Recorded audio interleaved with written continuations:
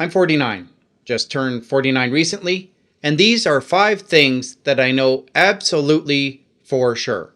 Number 1, choose your friends very carefully. Everybody knows that friends are a major influence and impact on your life, right? We've heard this time and time again. If you hang around with 5 overweight people, well, chances are you'll be the 6th. If you hang around with 5 friends who smoke, chances are you'll be that 6th smoker eventually. But rather than bore you with all these details that you already probably know, how about a story that really resonates with me about my past experiences? Back in my high school days, my earlier years, I wanted to have a ton of friends, right? I didn't care who. I just wanted to hang out with a bunch of people.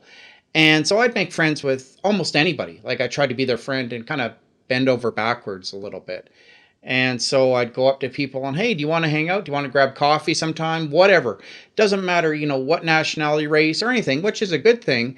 But I wasn't objectively looking and evaluating them. And one thing that really stuck with me was these 2 kind of, shady, I don't know, not the most upstanding guys. When I was around 18, 19, they were a little bit older, 21, 22. I decided, I'll go over to their house, and I brought over the movie Forrest Gump, right? I'm not the biggest fan, it's not my all-time favorite movie, but I really liked that movie. I thought it was great. And so I thought, hey, you guys want to watch this with me? And they watched, and they didn't like the movie at all. Okay, that's fine. It's not for everybody. I'm not blaming that, but I felt it as a really compelling story, and it was done really well. And they didn't laugh through the entire movie. They didn't like it, thought it sucked, everything. They only laughed at one particular part where Lieutenant Dan falls off, his wheelchair onto the floor, and they weren't laughing at the scene or whatever. They were laughing at him. And we finished the movie, and they, thought it was horrible. They didn't get anything out of it. And it wasn't until later on that I really reflected on what happened. And I'm like, yeah, we didn't even have similar interests.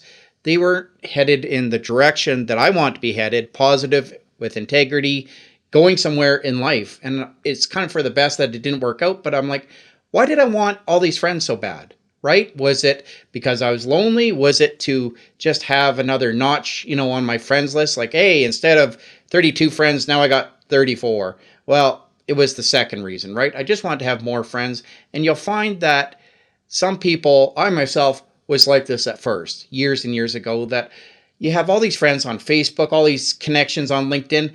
How many do you actually really hang out with ever? And my son asked me, I have all these friends, and everything. Well, let me ask you this. If you asked one of your friends, hey, do you want to hang out? Do you want to play together as kids do? My son's, 11, almost 12 years old. Or like if you were to message one of your friends and say, hey, on Facebook or even LinkedIn, hey, do you want to grab coffee sometime? Or, you just want to get together? And it would be weird in you sending that message. Like I told my son, they're not really your friends. They're just a casual acquaintance. So many people I know, maybe you're in the same boat, that you have all these connections and, it'd be rude to decline them, or I just want to accept it because I've met them a few times, whatever, but we never really hang out, or all these people that, I hung out with them at one time, but not anymore, whatever the case may be.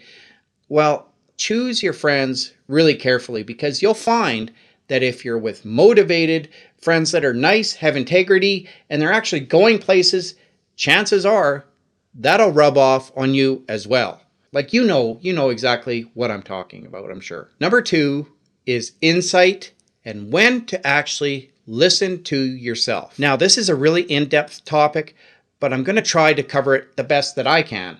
So this usually comes with experience, right? When you're new to either a job or life and you're in your late teens or early 20s, you have to lean on people to a certain degree, right? Because you won't know everything. I know I did. I had to ask questions and, ask, okay, what do I do in this case? And that part where the judgment comes in, or you have ambiguous situations at work. And over time, either you get really good at your job or just life experience, you start to learn how to handle situations that maybe you never knew how to handle before, right? But this usually comes with experience and using your own professional judgment, which comes and develops over time. Your parents never tell you this, but They do have wisdom. However, it is influenced by their bias, their past experiences, their perceptions of life. So that's the real trick, is knowing when to listen to other people and ask for other people's opinions, and when you should listen to yourself and filter it through your own judgment. And this is tricky because often in business, like I worked in corporate Calgary, oil and gas, and they often want, great judgment all the time. You have to be on the ball. And if you're confused or have to ask questions, sometimes the higher up you go, that's not always a good thing. Not having confidence, right? Everybody wants to follow a confident leader, even if they're not always correct. Well, they're so confident that people will believe in them. But you have to walk that fine line of, well, I'm confident and I don't rely on other people too much. I don't look like I don't know what I'm doing, but on the other end, I'm not a jerk and don't listen to anybody else. So it's that fine line where you want to have that quiet confidence that women love, right? And if you're a guy, and are attracted to, right? They're always attracted to a confident, upstanding guy who seems to have all the answers. This won't develop until, for me, your late 30s, early 40s, like really develop. I was unsure of myself, even though I have great judgment. I used to lean on other people for answers, and I learned, especially in the corporate world, but in many life situations, don't do that, or really use your judgment on when you actually do that. The third thing is, time flies by so fast. I know, newsflash, right? Who doesn't know that? But you want to be aware of just where your life is going, because I know for me, I kept looking back and thinking, you know what? I'm in my late teens, early 20s. I have tons of time, but I don't want you to look back 10, 15, 20 years down the road and say, well, I didn't really take advantage of the time. Like, I'm not saying don't go out and party, spend money. Everybody's going to do this, right? Especially when they're young. It's just the way kids, teenagers, young adults are, right? You can't tell them any different. They're going to go out to the bar. They're going to go party. They're going to make mistakes. This is part of learning. But it can easily get away from you, and you keep that mentality that, well, I'm still young. I still have time. I don't have to worry that much. Going out and socializing is great. That's how I developed such great social skills. I'm not discounting that. But don't let the time and the years keep slipping away from you. Eventually, you have to sit up and start saying, okay, I need to focus to a certain degree. I can't keep spending all my money on this. I have to think long term about my career, about my real financial goals to an extent, right? Because it's so easy to get stuck in your high school years, whatever, and just keep thinking, I have time on my side. And then one day you wake up in your early 40s. I'm not saying this is exactly me, but there are similarities. And you'll say, wow, there were a number of years there that I wish I could have kind of done differently. Number 4, don't compare yourself. I know everybody says this, but it's something real easy to say, but very difficult to implement in real life. And I'm guilty of this myself. When I started off, I'm a pretty smart guy in certain areas. I started a YouTube channel and I work hard on my channel, right? This is actually my 3rd channel that's starting to finally succeed. I had 2 other ones before this. And so I know quite a bit about YouTube. And I've been on just shy of 4 years almost. And it is really a struggle. I put a ton of effort into my videos, research, scripting, editing, which I love and I'm getting pretty good at, but it's a lot of work, right? Trying to keep people's attention and make sure that they connect with you. And that's what I want to develop, is a great community of like-minded people. And when I started looking at other channels and I'm like, well, this channel's new, or it has 10 or 15 videos. How come they blew up? Well, this isn't fair. Why do they get all? And I have to stop myself and, Aaron, you are not them. Let me play devil's advocate with you. I often do this in my head where I'm like having conversations with myself.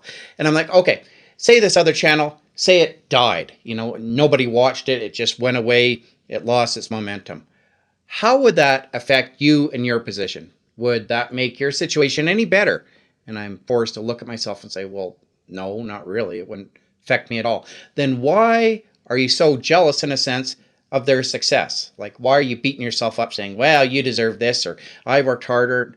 Well, yeah, that's a good point. And this is how I used to be. And I'm still working on it. Odd time it creeps up.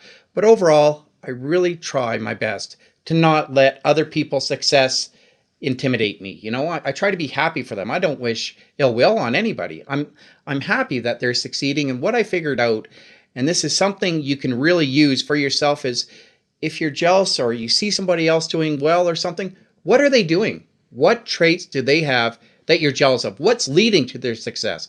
And really study it. And then this is the tricky part, but you can do it. Try to adapt that trait and take it on as yourself, as part of your behavior. Like if you see somebody talking to a person and wow, they're really engaged and they ask questions and it's almost a pleasure to be around them. Okay, I'm going to take that trait for myself. I really like how this person analyzes and they have a real critical way of thinking of things. Okay, how do they do that? You analyze it. You slowly adapt that part of you. You're not set in stone. You can change your behavior, but it takes time and practice. And the fifth thing is, newsflash again, you won't be great at everything, but I can absolutely guarantee you are good at some things. I was in university, right, studying for my, degree in accounting and finance. And accounting, I always really, ironically, had to really work at, right? Like I was one of those guys, I got good marks, but I had to study. I took it home and I'd sit there and, over the weekend studying. Okay, this isn't totally, I'm not getting it. It's not really resonating with me. Read it again. Aaron, read it again. You'll get it. Okay, it's kind of making sense, but man, it's taken a long time. And if I got a B plus on a test or for a final grade, like in accounting, I was doing well. Finance, I was pretty good at, but accounting, I really had to work at. And I got fairly decent marks in the end, but that was through hard, long weekends of studying and practice. And I went in and I remember talking to a guy on the test and, oh, how'd you do? And I'm like, oh, I did it okay. I said I got a B on the test. Why? I had to study all weekend. Why? What did you get? He's like, oh, I got an A minus. Oh, okay. You probably had to study all weekend, right, for that? No, I've studied a few hours on Sunday night the day before. Okay, that's awesome. There's that jealousy again, but I'm like, oh, relax. Some things people get better than you. I was actually one of the best artists in my high school. When I took management information systems in university, I took 3 classes of it. I got the highest mark in the midterm. I got the highest mark in the final. I got the highest mark in the class at the end of the year in all 3 of those classes. I read it. I read it once and, JavaScript, this is how it works. Yeah, no, an applet, this is how, no, the computer system is designed like this. And you just read it once. That's what came easy to me. Accounting, okay, you have to work a little bit harder at it. It's just how life works out, but use that leverage and you adapt it to things that can help you. Like I am really strong in finance and I'm pretty strong when I apply myself, but I have to work at it in accounting. But I get information systems, software, and I'm very creative. Hey, put them together and start a YouTube channel.